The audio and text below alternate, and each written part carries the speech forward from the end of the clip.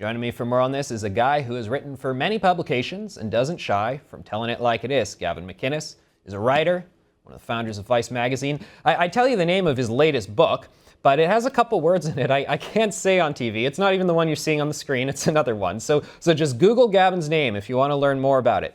He joins me now from New York. So Gavin, what do you think about National Bullying Awareness Week? Is it going to do the trick? Is it going to solve the problem?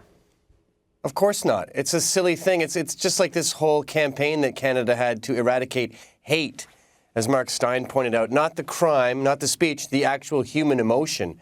Bullying is a natural part of being a young man. There's a whole Lord of the Flies hierarchy there that you cannot regulate. And to try to regulate it is to put kids in a bubble that's going to do them more harm than good because they won't be prepared for the real world. You know, there's fights. There's real physical fights every day. It's not just in business, it's how we live. I mean, Gavin, it seems to me that you go in the workplace, you walk down the street, you're in the park, wherever you are, there's going to be a bit of a conflict. Even if we're both approaching it as nice guys who want to understand each other, there's going to be a misunderstanding some point down the road. Life is conflict, and I don't think the jury is out, or the jury's decided if bullying is necessarily bad. I mean, you said if someone's waiting to beat you to a pulp, you have to call the police. I'm not so sure that's a given. I mean, I was bullied. When we were kids in Canada, your mom would make you a bed in the back seat for road trips. We'd make jumps on our bikes. We'd be in the air for so long you'd almost get bored. We didn't wear shoes. We didn't know what helmets were. You know, today they would put your mom in prison for that. All the moms would be in prison for letting us jump off BMX tracks, I'm sure. Exactly. There was a woman in Texas who got arrested for having her kids play outside. You know, and what's happening to kids? They're just getting fatter and they're playing video games. They could do with some bullying.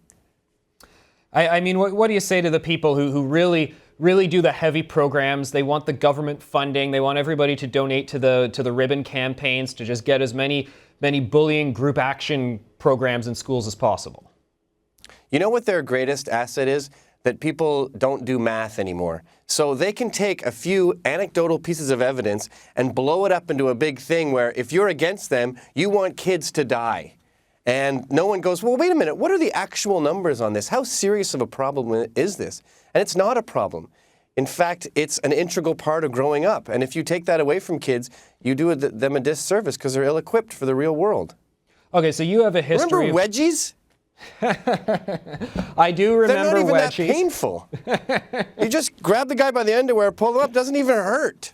Gavin, now I know that's illegal? Gavin, I know you've got a history of chronicling, you know, young, hip, trendy stuff. You've been looking at Gen Y, Gen X sort of stuff. I mean, where did this happen? Because I don't think it was happening when you were growing up. It's happening to kids growing up now. Where did people go wrong?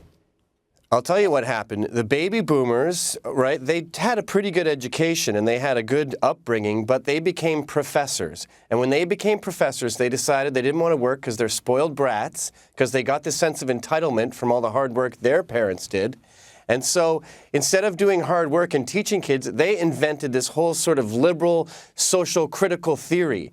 And now everything is up for grabs and nothing is true and no one has to do any work. And next thing you know, victimhood becomes a fad. Hey, I'm oppressed too. And then there becomes a currency behind it. Now there's big bucks in claiming that you're oppressed. So this fake problem is generating big bucks, and I blame liberal professors for putting this notion into everyone's head that they are a victim and they need the government to protect them.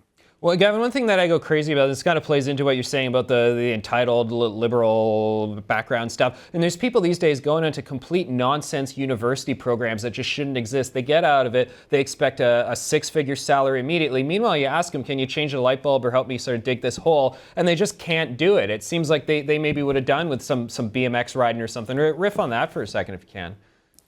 Well, Milton Friedman said that when you have big government, it imbues childlike dependence on the populace and gives the government godlike power. And that's what I think has happened to the kids today or the young people today is they want a government that cares about them. I don't want a government that cares about me. I don't even want it to know where I live. I don't want the government around. I want them to worry about police and the odd road. I don't want them to prevent my kid from getting bullied or to tell my kids when they can play outside or to regulate what my kids can eat. They're not competent enough. It's like Kathy Shadle said, you're too stupid to tell me how to think. But Gavin, at the other side of the spectrum, I mean, it seems like both my country and yours, it's going the other way. It's going completely the other way. It's going over the cliff. But wait a minute, didn't Canada just repeal that Section 13 thing? Yes, we did.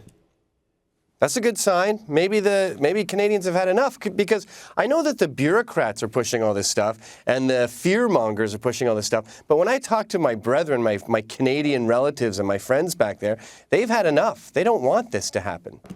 Gavin, great stuff, sir. We're out of time. Thanks for joining us. I'm sure we'll have you back again. Cheers. It's Gavin McInnes. Send me your thoughts on this and more. Anthony.Furey@sunmedia.ca. We got a great show for you. Stick around.